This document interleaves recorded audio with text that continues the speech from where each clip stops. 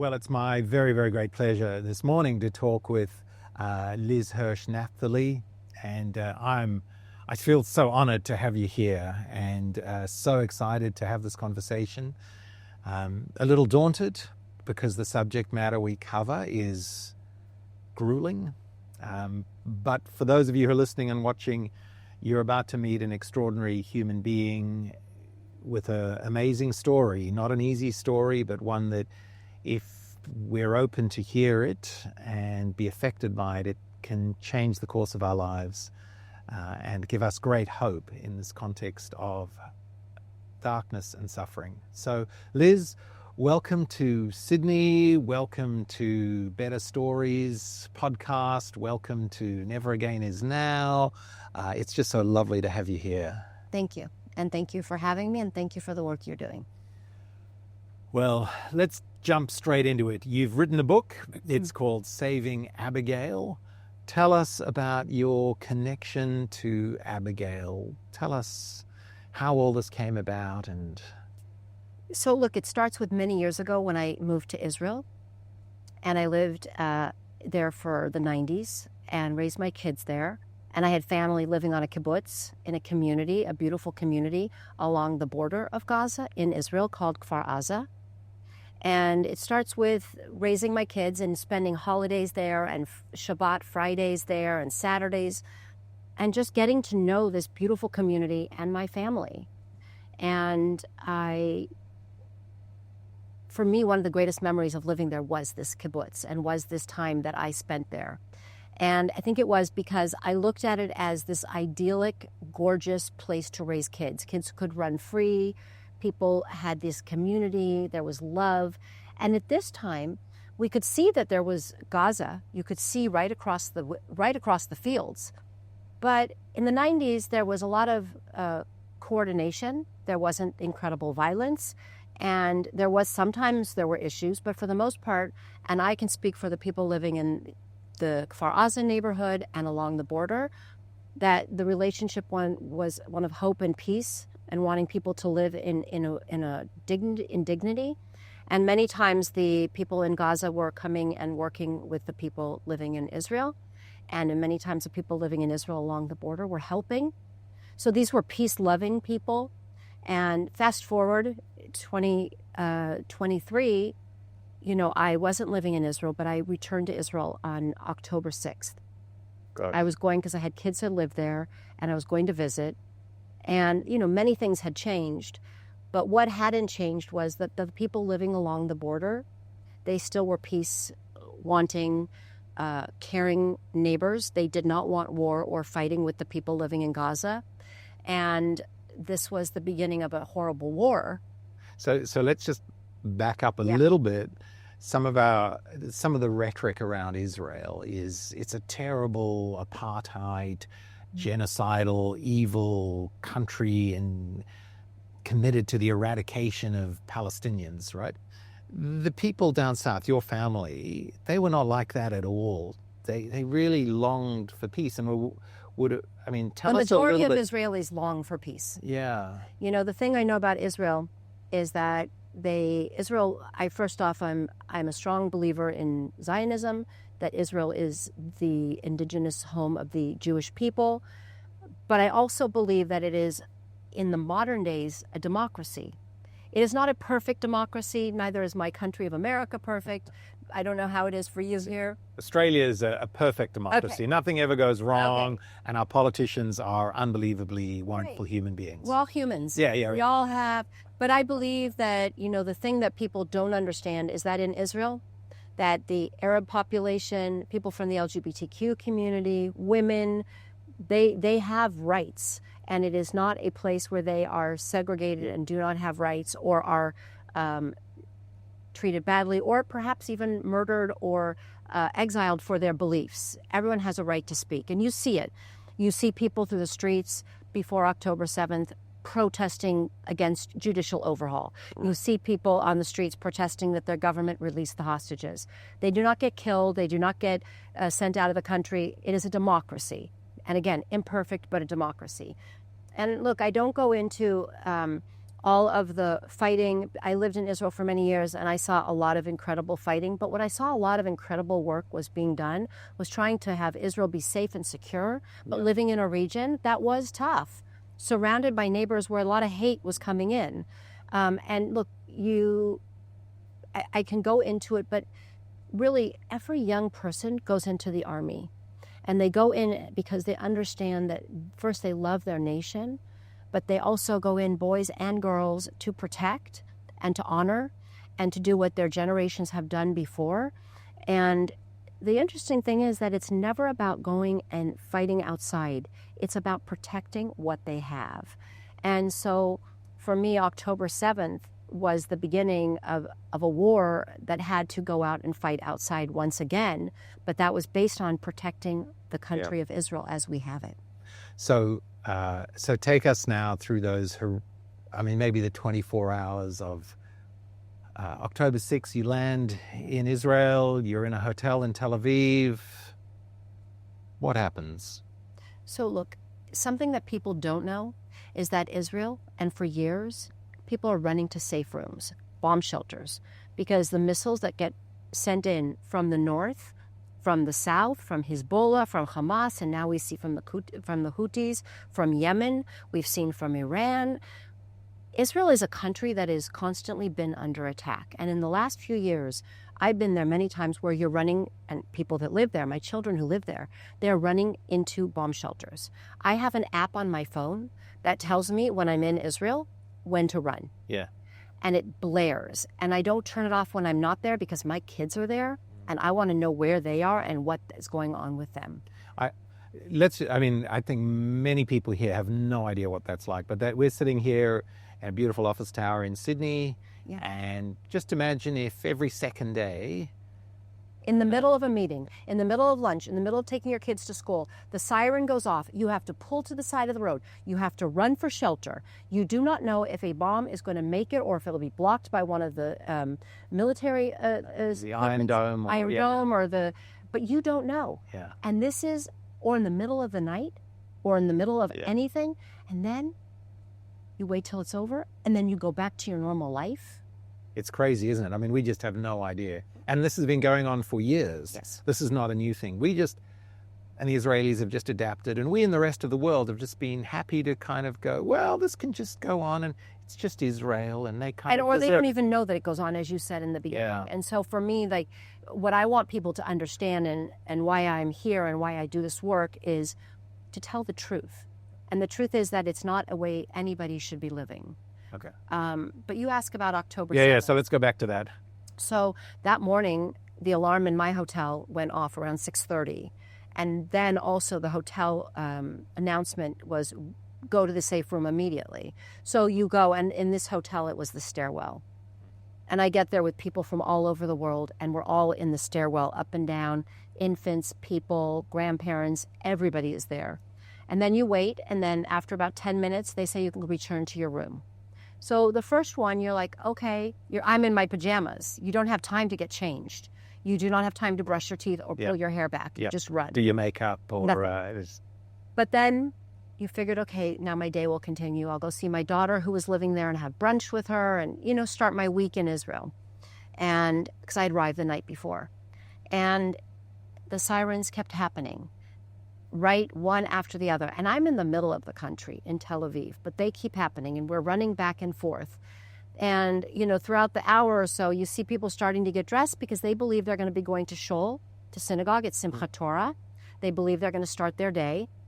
And what we learn about an hour later is that something is happening along the border of Gaza. And I realized, as I talked to you about, I have family living there.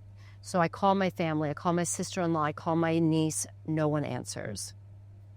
And then I call my sister-in-law who lives in the Tel Aviv area, and I said, what's going on?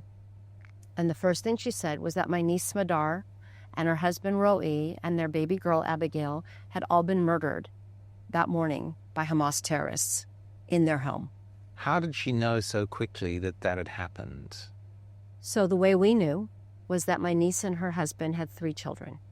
Abigail, who we understood had been murdered, and then a 6-year-old girl named Amalia and a 9-year-old boy named Michael.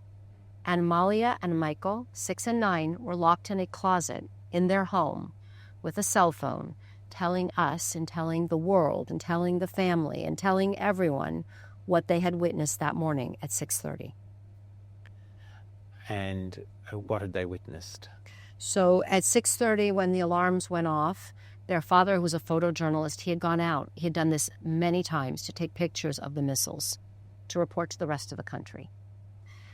Their mother, my niece Madar, was putting the 3 of them in the safe room, and the terrorists came in and they just murdered her in front of the 3 children.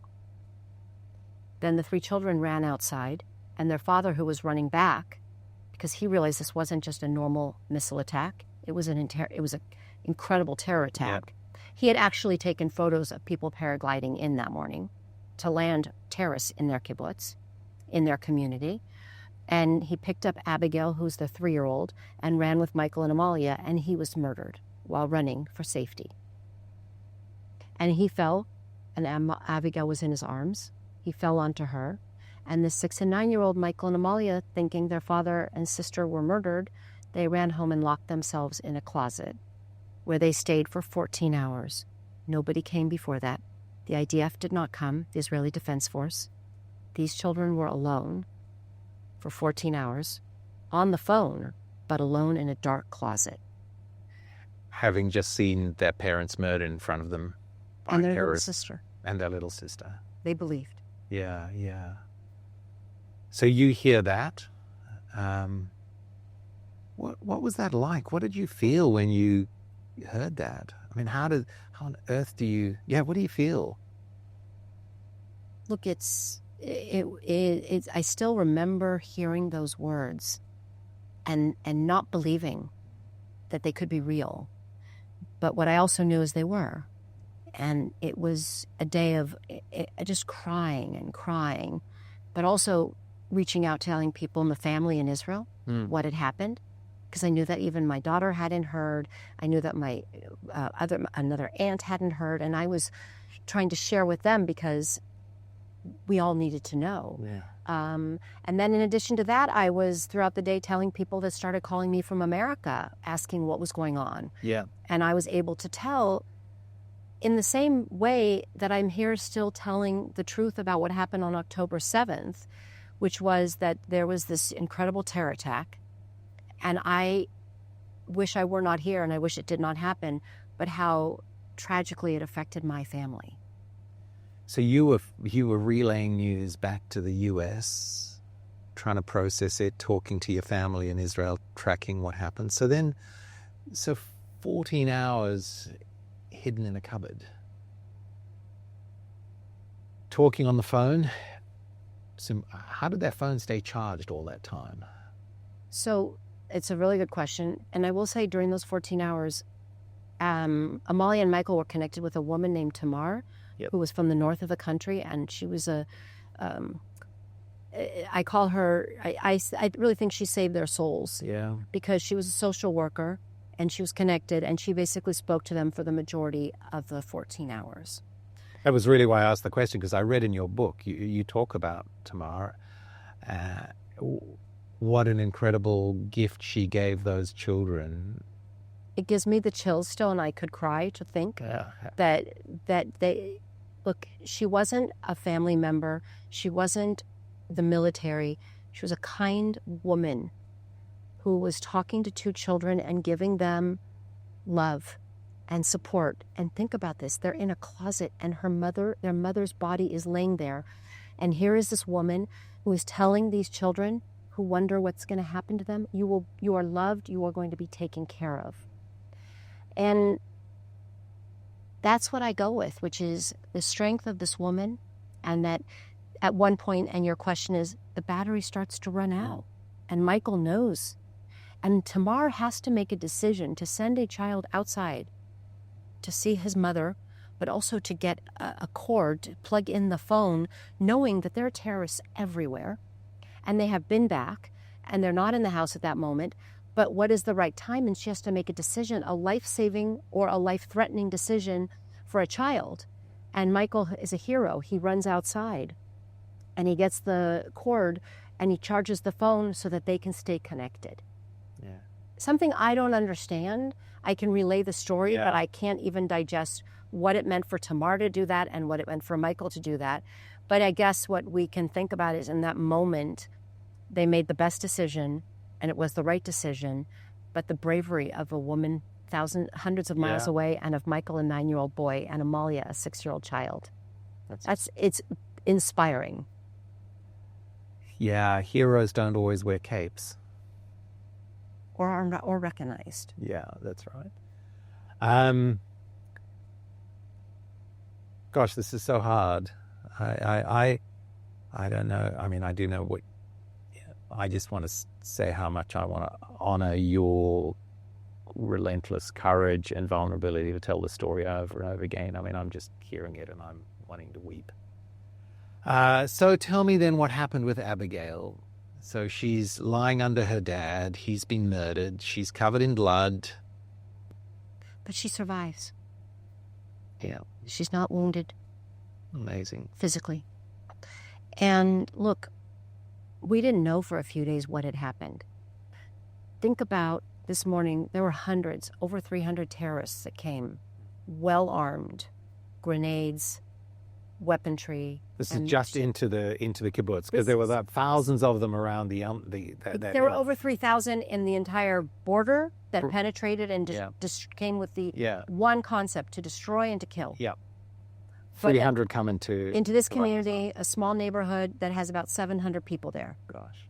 Now, once they come in, everybody starts to send WhatsApps messages and don't leave your safe room.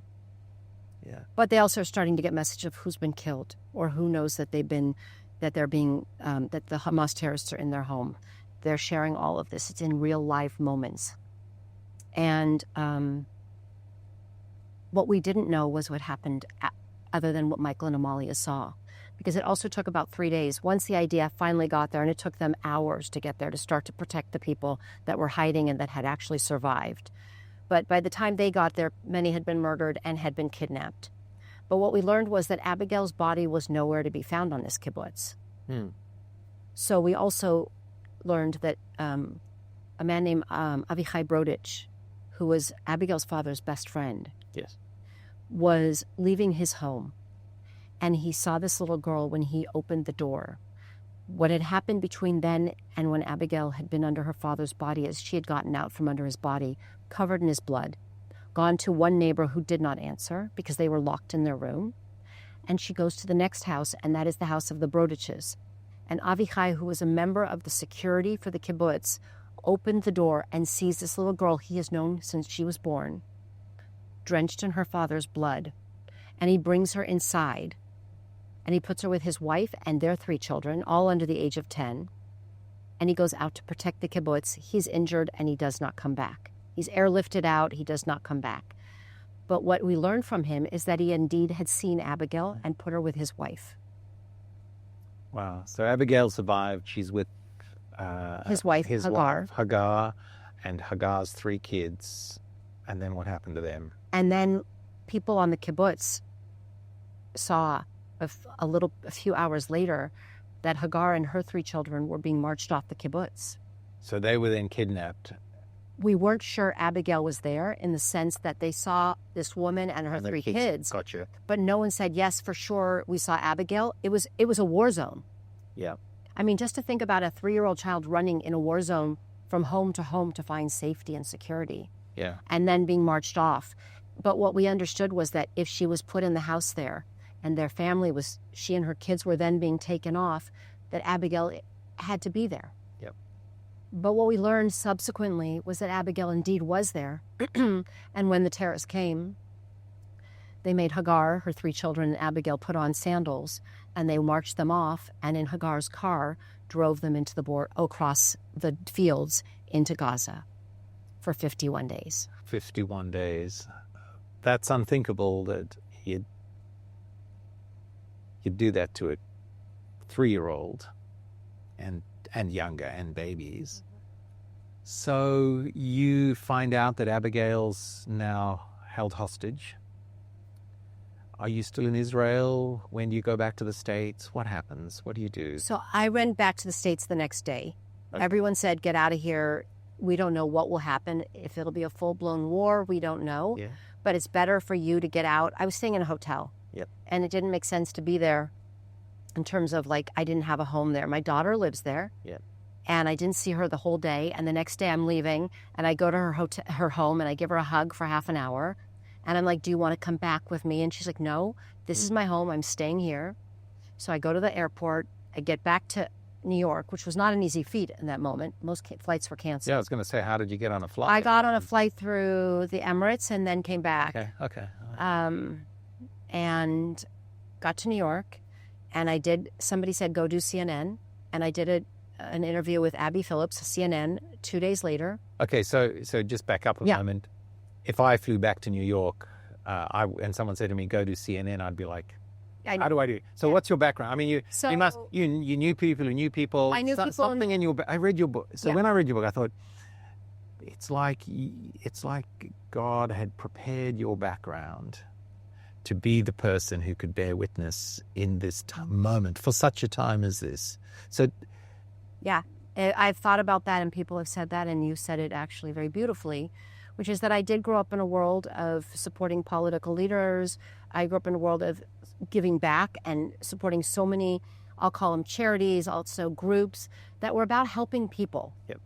But I was always on the side of, like, how can I support a group that does this incredible work? Whether it was like a social group, a social justice group, a political leader. I really wanted to see that our leaders were men and women, people from different communities, but representing our people, the diversity of America. But I never intended to be on the other side where I had to be needing people's help. I wanted to be a helper. Yep. So when you asked that question, I also had started a podcast. And I started a podcast before October 7th that was about talking with political leaders, far right, far left, Democrat, Republican, because what I understood in America was that we weren't talking to each other. We were just in our silos, and it was more with animosity than it was with any kind of heart and humanity. So my concept was, let's talk to each other. Yep. And I had started this process, and then October 7th happened. And so I had a lot of background. I knew plenty of people, yes, but I do write about it, and I say that on October 7th, as my family was being hunted down and murdered and kidnapped, none of that mattered. No one was there to protect us. Yep. But when I was back in America, because I had made some connections and I knew people in the world, a friend of mine who had done PR work with me for my podcast said, here, I'm going to find out a connection at CNN. And look, at this point, there wasn't a lot of media that was getting done telling the accurate truth of October 7th because you couldn't get into it. It was a war zone. Most of the media was from GoPro cameras, from Hamas terrorists that put it on social media that were gleefully and celebrating the murder and kidnapping of Jews, non-Jews, Muslims, Christians, anyone they could get and kill or kidnap in Israel. Yeah. And the world was silent. These people were celebrating what they did. And that is what the news was picking up in the very beginning. And that is why your question is a good one. Yeah, I had some connections to get on CNN. But what the world was watching was coming from Hamas that was celebrating a war they started on October 7th and were celebrating the murder of babies and grandparents. Yeah. And I don't say this lightly. That was the news of the day.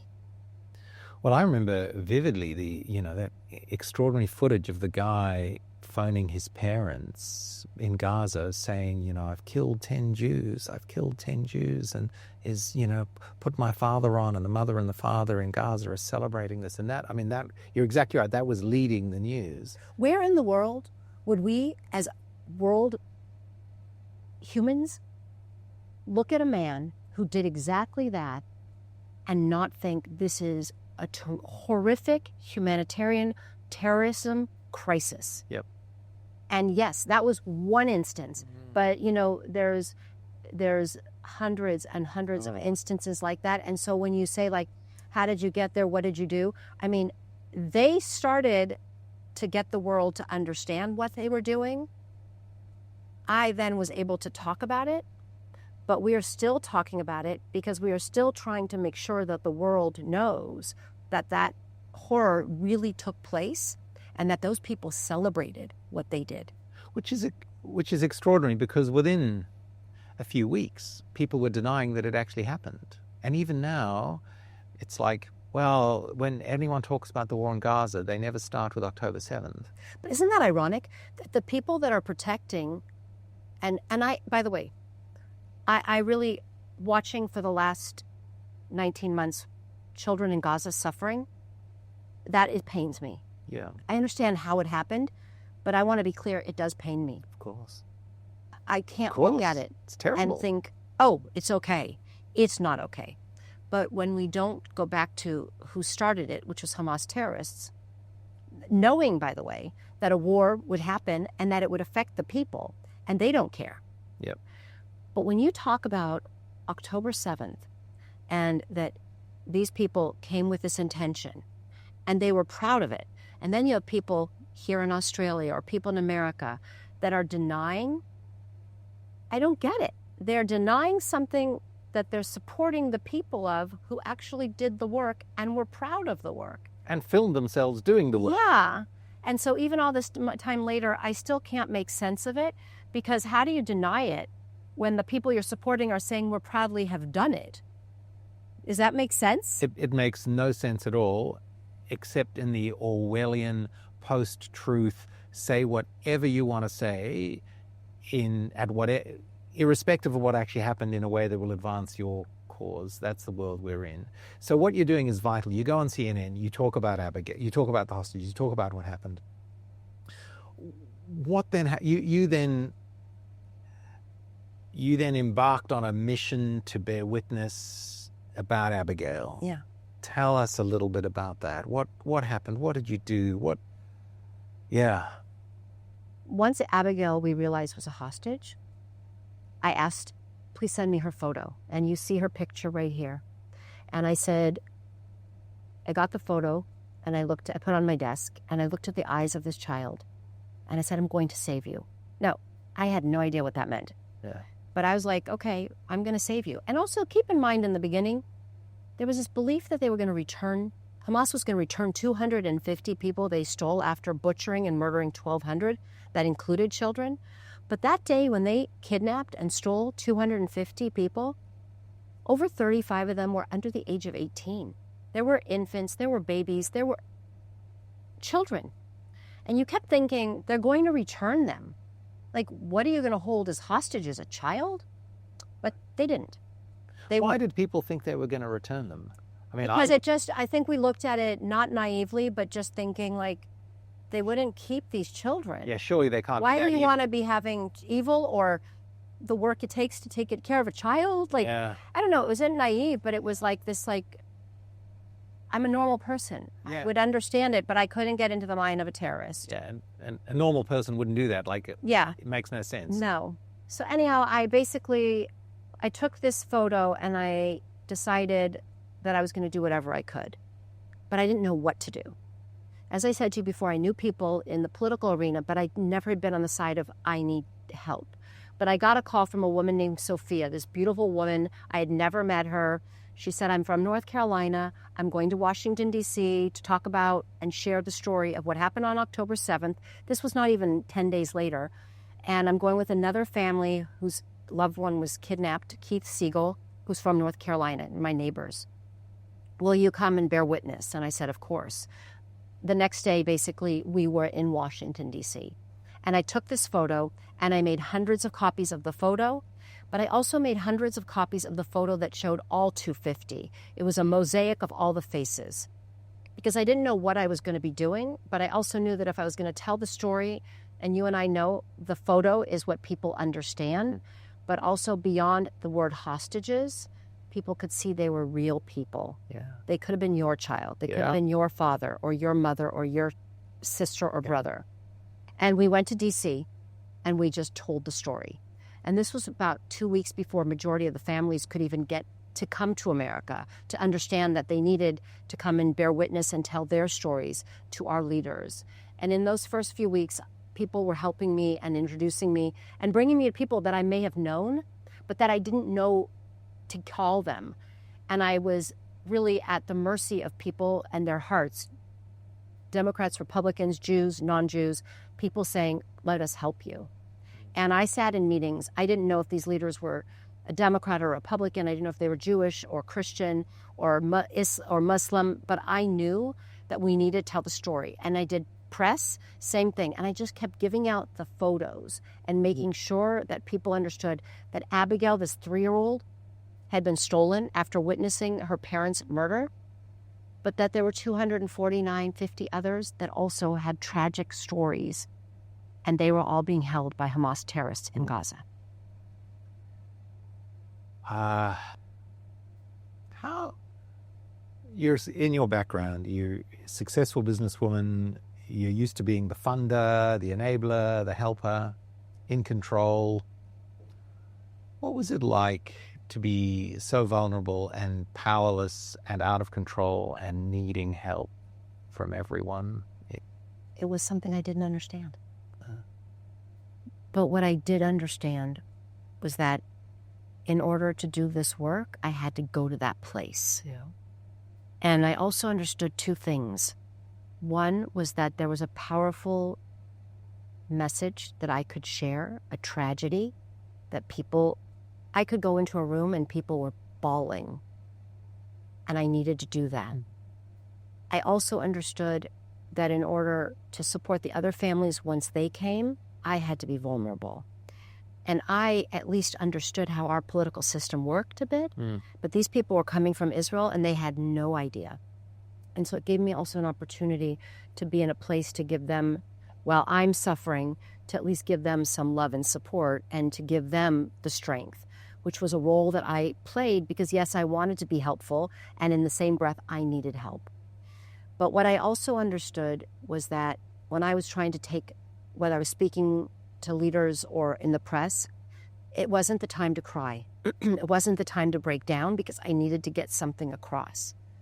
But when the cameras were off and I was walking whether the streets of New York or DC in the evening, I just would bawl. I was crying. I always think about the people who looked at me and saw, who's this crazy lady? I mean, just hysterical crying as I'm walking, going home or going to where I needed or just getting fresh air. And so that was the way I was balancing it, which was being as strong as I could for others and still telling the story with my heart, but not breaking down until I could be out of the camera or out of the person so that I could let myself go to that place. And look, it was a time where you barely could eat, you couldn't drink, you couldn't sleep, and you just did everything you could. And it was that fight or flight, and I was there to fight.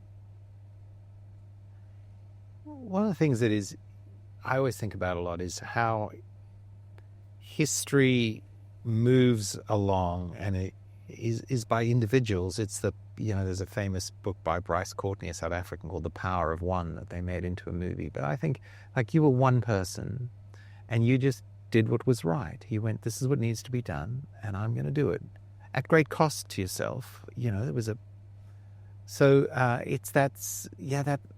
we just all need to do what's right. Here's the next right thing to do. Just step in and do that, even if, and particularly if it's going to be personally costly. So you had amazing. The book is fantastic, and everyone should buy a copy. Need to read it.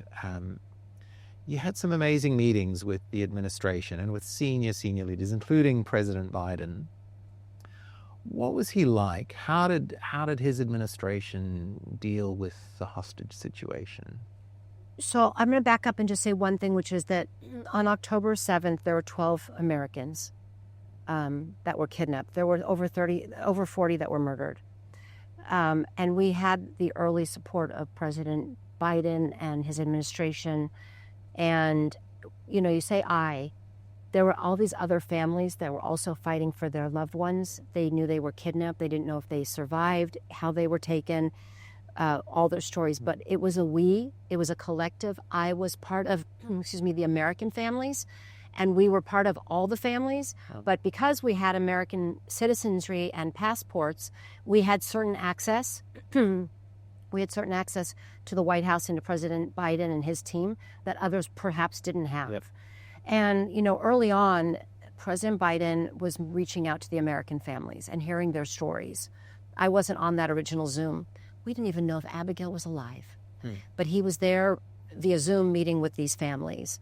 But what we got was this group of people that were there from the very beginning until, as I speak to you today, 19 months later, still trying to get 4 Americans that are still, as we speak, they are deceased. They were killed. They learned over the last year and a half, they were killed on October 7th, and their bodies were taken as hostages. And we saw recently the release of a 21-year-old boy who grew up in Tenafly, New Jersey, who was finally released a few days ago. But you go now to the question of the support we had. So over the course of this time with the Biden administration, once a month we had meetings with National Security Advisor Jake Sullivan, Special Envoy to the Middle East Brett McGurk, pretty much once a month. And people in their team and in the State Department and within the hostage department, we had meetings from people could reach out individually. We could get on a call and call somebody and say to their team what's going on. But we collectively met once a month, many times at the White House, and then a few times we met virtually. And then we would meet in Israel when Secretary of State Blinken was in Israel. He made sure each time to meet with the American families and then to go out and meet with the hostage families that weren't Americans.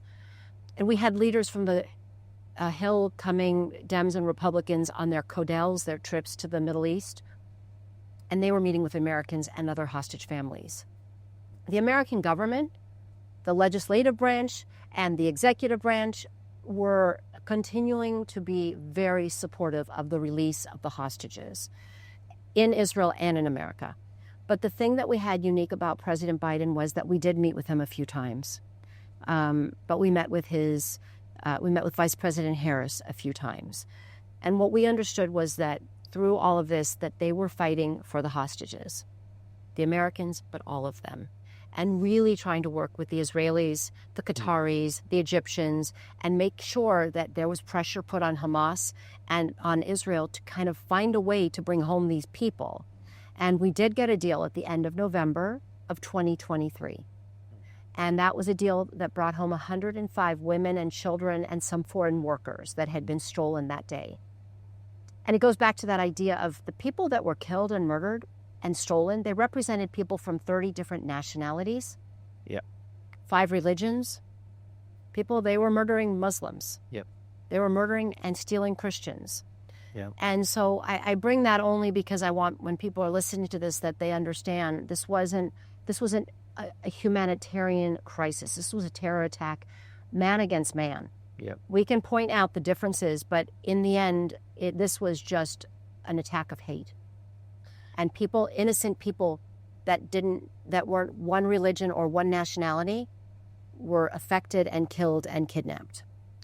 I grew up in Africa, and one of the things that, for me, one of the most horrendous bit of video footage that I saw, and I wish I hadn't seen, was when they captured and murdered a Tanzanian student.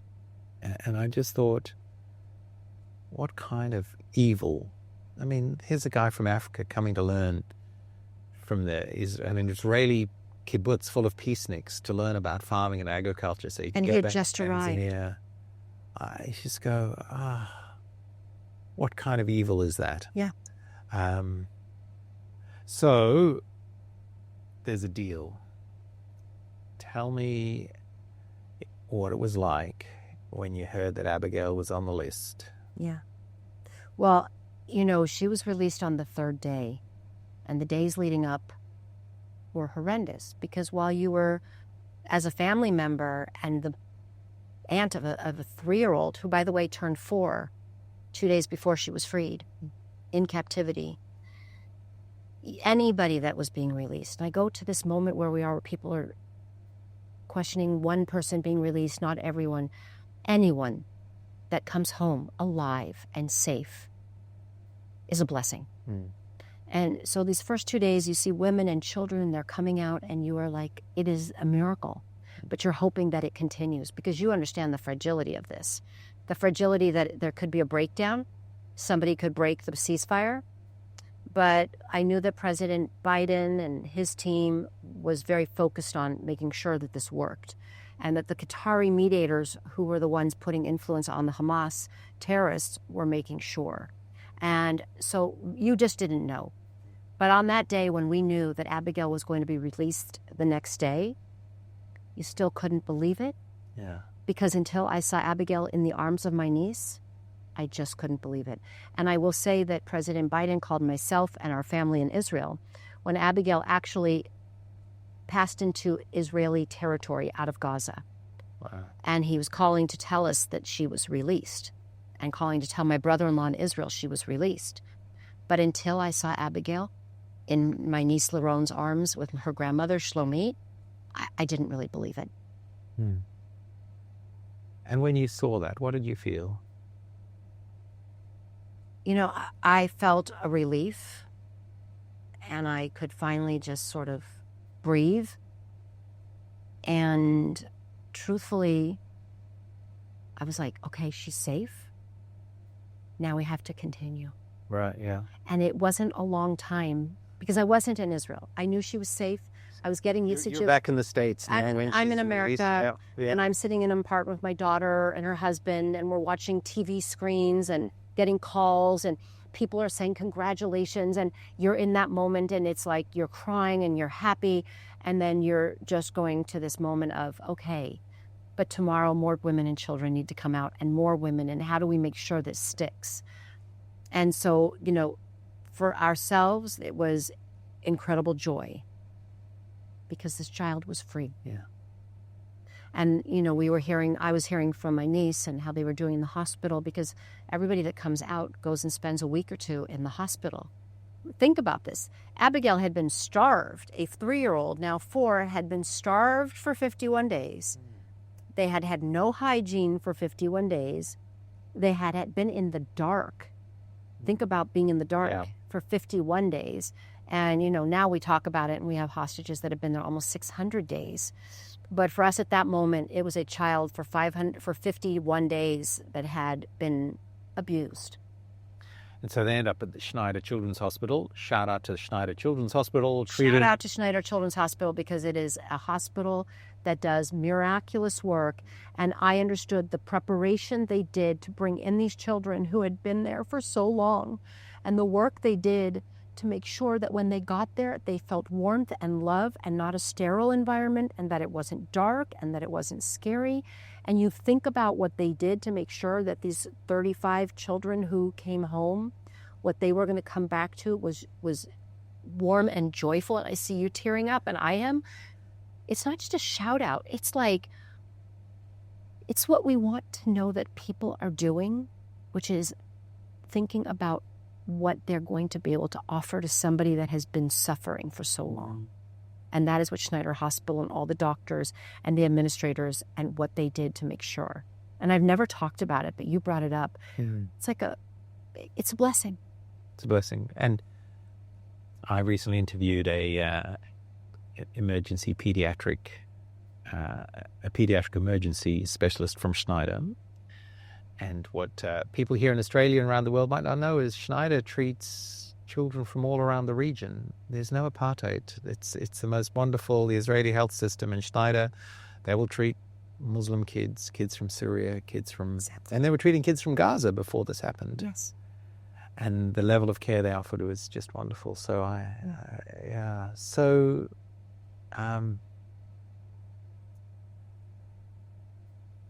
So Abigail's released. And then you saddle up and go, okay, we won this battle, we got her back, but there's a war to bring the rest of the hostages back. What's that been like? How's that going? Look, it's ups and downs, but you become family. You become so closely connected to these folks. And over the time, we learned that other young Americans were killed on October 7th, and their bodies were being held. So you go through that period with their parents who were keeping hope that they were going to be able to at some point hug their child. And now they're still waiting to bury that child. Yeah. Horrendous. And you think about grandparents and the Judy and Gutty Weinstein Haggai and like their children and grandchildren that have waited now not only in Israel but around the world for almost 600 days to be able to bury their grandparents and their sisters and their aunts and their brothers. And you're with these people. And that's just the Americans. And we did see the release of Keith Siegel, and his wife Aviva was released with Abigail. And we saw Sagi Deckelhen, another American. And I bring it up, a father of 3, and I bring it up because we're in America. But these people all represent families that in Israel and around the world that are getting to bring home their loved ones, but that we still have those that aren't. And so when I talk about the Americans, it's just because I spent more time. Yeah. But I think about the 23, 22 other families in Israel that haven't had their loved ones home. And I'm fighting for them still, because I understand the power of America and the power of being an American and having a voice and being supportive and still being in this fight. And I think about Idon Alexander, who was just released, and that I spent multiple Shabbats, dinners on Friday night with their family and their community in Tenafly, New Jersey, these beautiful people that invited me. And every week that I went there, we kept talking about Idon and how he needed to be home, and that these Shabbat dinners were not complete. But his parents, Yael and Adi, showing up with their 2 other children, Mika and Roy, and that they showed up because they had to still keep life going. Yeah. But when they left that beautiful dinner, they had to go and fight for their son and for all these hostages. So when you ask, that's my experience. It's like I'm bearing their pain, and yet it's not my personal life, but it's still so personal, and you keep going. And I was just in D.C. a few weeks ago with my niece Liron and her husband Zoli and these 6 kids, and we went to Capitol Hill to show the leaders that Abigail was free and what her life looked like now, and that they helped to make possible. And we brought Abigail and the family to people that were from the Biden administration, and we did that. And we brought Abigail and the family to people now in the Trump administration to show. And we had a beautiful receptions. But the message of our family, my niece Liron and her husband, and even the children, was that for their community of Kfar Aza, that there were 2 boys, Zivi and Gali Berman, 27-year-old twins, stolen on October 7th. Their mother was my sister-in-law's next door neighbor, and they haven't been released. And so for us, Do we know if they're still alive? We believe they're still alive. They're part of the 23 men that we believe are alive. And so our message was to the Trump administration, keep going, keep bringing them home. We met with Adam Bowler, special envoy, and this is a man whose heart is huge, and he not only saw Abigail and this family, but he wanted to hear their thoughts, and he wanted to hear what they wanted, but he also heard the story to go get the rest of these people. Yeah. And so that's pretty special, and yet it's very much of a place of still working in this painful moment. And I say that until all these people, until all 59 are home, we owe it to them to keep doing this work, because it's, it's I believe it's our moral, it's our moral obligation, but it's also more than an obligation. It's our moral spirit that says we are all in this together. And it's bigger than Jews, because you're not Jewish in the sense of you're here as a Christian leader. I'm an Anglican pastor, and I'm here, and I'm saying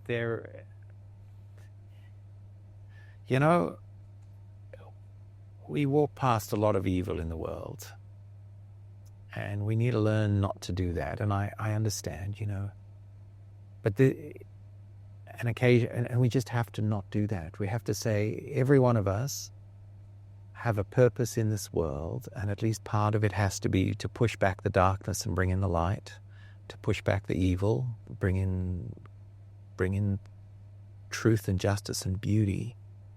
We have to do that. Like, it's not we're sitting here in beautiful Sydney, and the purpose of our lives can't be just to get rich and have a harbour view, and then close our eyes and our hearts to the suffering of the rest of humanity, because there's a lot. And so whatever we can do, Yeah, I feel that there's a moral, there's a human imperative. And this is so clear to me. I mean, it's so clear that, I just, pick a side. My side is not a side of, I'm not picking a side for now. My side is the side of heart, humanity, hope, and being good and finding good in people. And it's very clear what sides there are, but on both sides, we have to support, I believe, the good. And for me, right now, it is looking at the release of these hostages is the first thing. And I've said, and all the hostage families have said since the very beginning, really since day one, release the people you stole after a barbaric destruction and with a goal to do more. Yeah. But if you release these hostages, there's a way we stop the fighting, and that we also can help the people living in Gaza. But Hamas leadership, both the terror leaders and the leaders outside, and I will say this, they have not wanted to do that. They have not put that as their priority, and therefore the fighting has continued. But I go back to what you said about, this isn't about, people say to me many times, why are you with love in your heart and not hate? And I'm like, hate is what got us here. And the hate, we have to find a way, even with the destruction and the feelings, is to find love in this moment, because love is light, and is how do we move forward so that Abigail and your kids, they're older, but all of our families do not keep having to be in this perpetual world of hate. So how much light and love can we put in? And I think about, we have to fight hate and we have to use hope. And I look at the resilience of a 3-year-old, now 5 years old. If we can't take an ounce of that resilience, you and I, but the leaders in the region, the leaders that are doing this work, and say, we're going to walk through a war zone, which is what Abigail did. She ran through a war zone for her safety and for her future. I look at that and I think that's what we and our leaders should be looking at. And it's not a side or either side, but it's looking at a child who is fighting for her freedom. And if she can fight for her freedom, we also can fight for her and other children's freedom. And in the end, the thing that is so obvious to me and has got lost is the best way to protect the children of Gaza is for Hamas to release the hostages. I mean, the fighting would stop tomorrow. Exactly. And I'm going to tell you, people have said to me, what do you think of the protests in the streets? What do you think about, tearing down the picture of a child and calling her a terrorist and all the horrors that we've seen? I don't hold myself in some higher regard, but I do say that myself and the other hostage families have been looking out for the Gazan children in an indirect way, more than those protesters. We have called for the end of the release of the hostages, which is contingent upon the end of fighting, and they haven't. That's right. And so I find this continuing to be one of those moments of moral clarity, which is you and I, we have different religions, we have different beliefs in many things, but we can look at this and say, these people were stolen. There was a ceasefire on October 6th that was broken on October 7th. And there's a lot of world problems, but just focusing on this very moment, the release of the hostages that they have refused to for 19 months do, could have ended the fighting any day since October 7th. And they have chosen not to. And so here we are now, and I'm looking at it, and my appeal, if people are listening, is, like you said, we can do much more. We need to look beyond the beautiful place and the things that we have. And while I'm here talking about starving hostages, I also know that young people and children in Gaza are without food, but there are starving hostages that have been starved for 19 months, and I want people to speak up for them.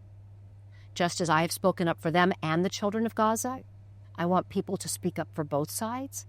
But the one piece is to put the pressure and find any way to remind our leaders that we need to bring the hostages home. Yeah, and there needs to be relentless pressure put on Hamas because they have the power to do it. Absolutely. So, and by the way, it goes to the Gulf leaders. It goes to the people in the region. They also have the power to put pressure on Hamas, because I think that we're in a very unique place. where you have leaders in Qatar and you have leaders in Saudi Arabia and leaders in the United Arab Emirates and in that area and in Turkey and Egypt and Jordan, keep going, and Morocco. And they understand that in order for their region to move forward is that they need to have peace with Israel. And it starts with the release of hostages as well. So I call on people who are in those regions and those leaders to put force and to put pressure on Hamas. It is in the interest of the region moving forward and is in the interest of the children that live in all these countries. I think that's incredibly important. There will not be peace. Israel cannot move on militarily or psychologically or economically, until the hostages are released. I mean, it's not going to go away. No. And anyone who cares about the kids in Gaza, should put 90% of their energy should go into trying to get the hostages released, because that's the very best thing that could happen for the Palestinians. And by the way, the Palestinians in the West Bank, the disputed territories, the whole region. That's a great point. So we're coming to an end. Let me ask you this. I have two questions. You don't have to answer them. First question is, how has this changed you?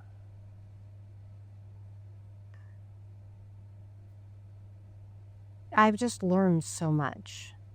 And what I've learned is that just on the mess of geopolitical,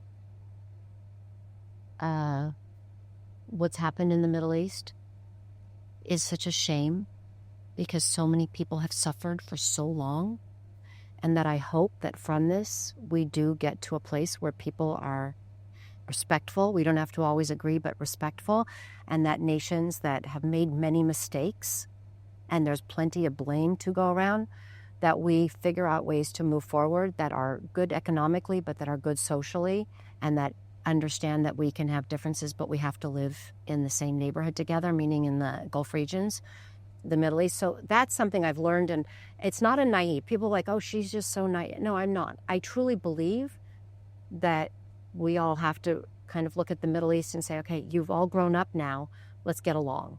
And I believe that President Trump and the work with the Abraham Accords should expand.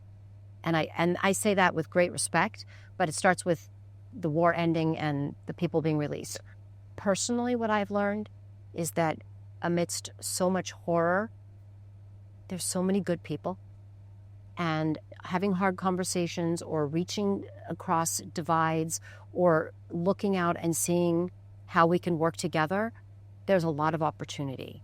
And I didn't know you, but now you and I are together. Mm-hmm.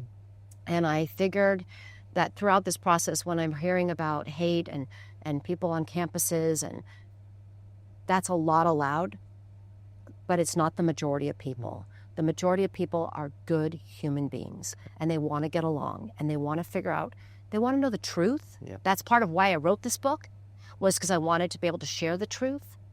But what I also understand is that the majority of people in this world look at a child and they know that what happened to her is not okay and is not the way that we should be. And it doesn't matter if you have a Christian or a Jewish or a Muslim heart, a Hindu or a Buddhist heart or whatever.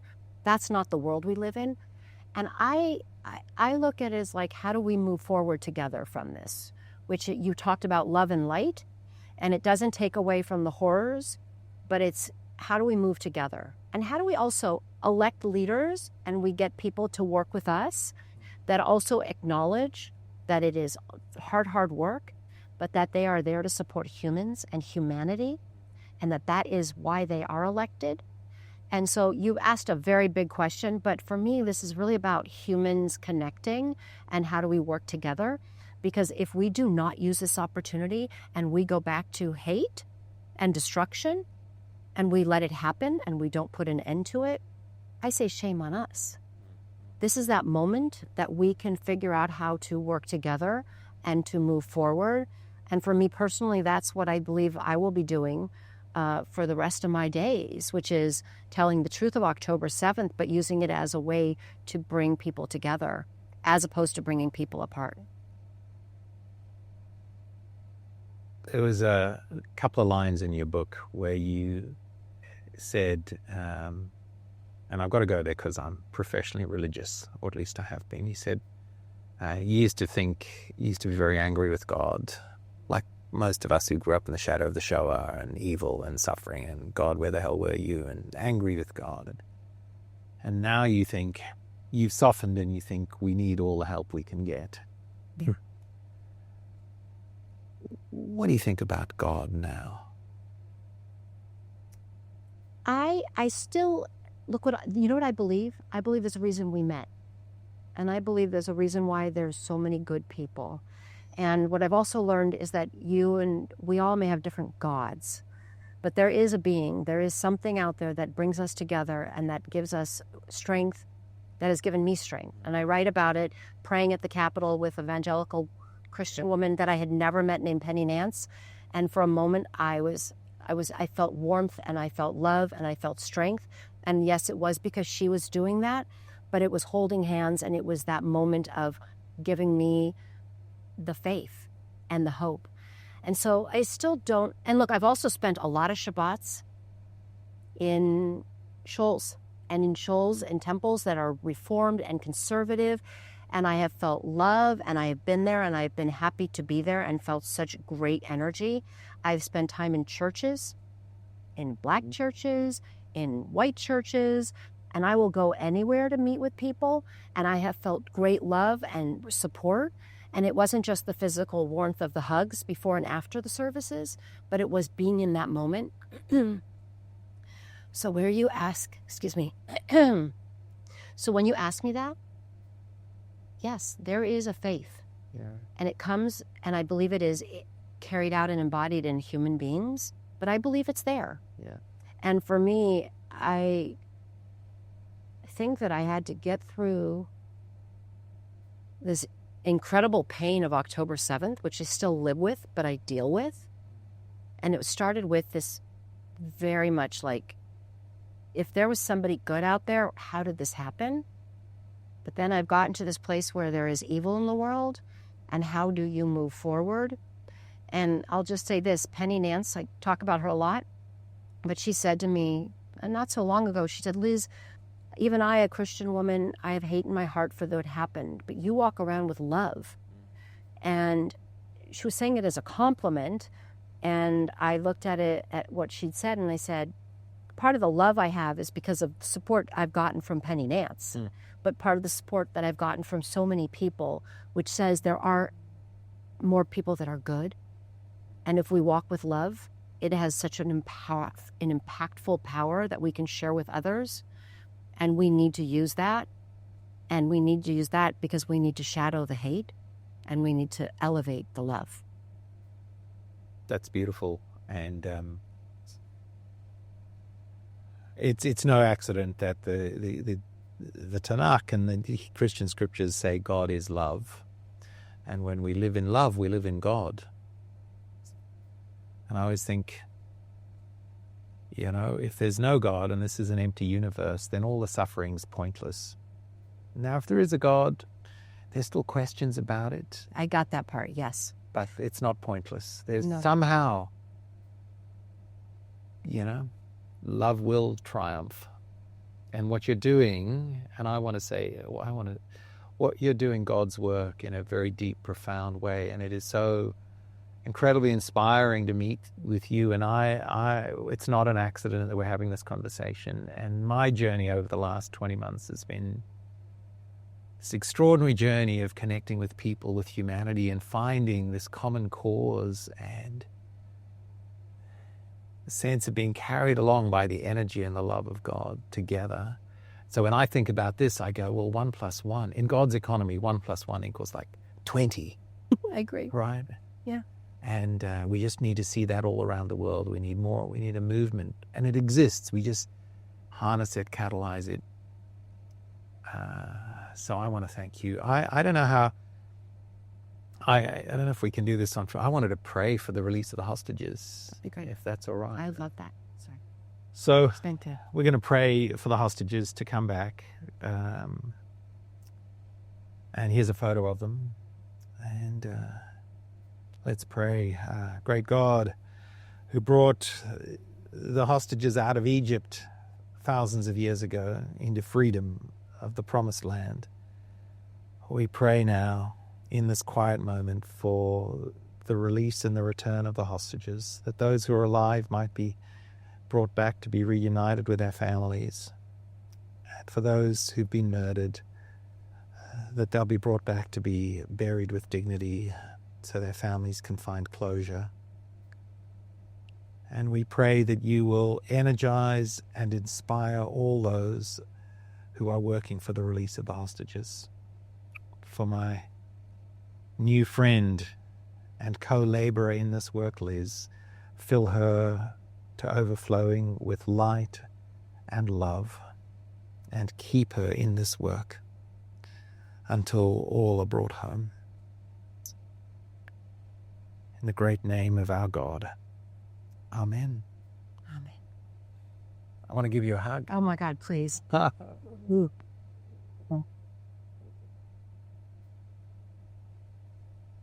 Thank you. From my heart to yours. Thank you. Thank you to everyone who's watched this far, and I invite you to join us on the journey to ensure that hatred has no place in this world. We tell the better story, the better stories of what is happening around the world, and we join together to bring them home.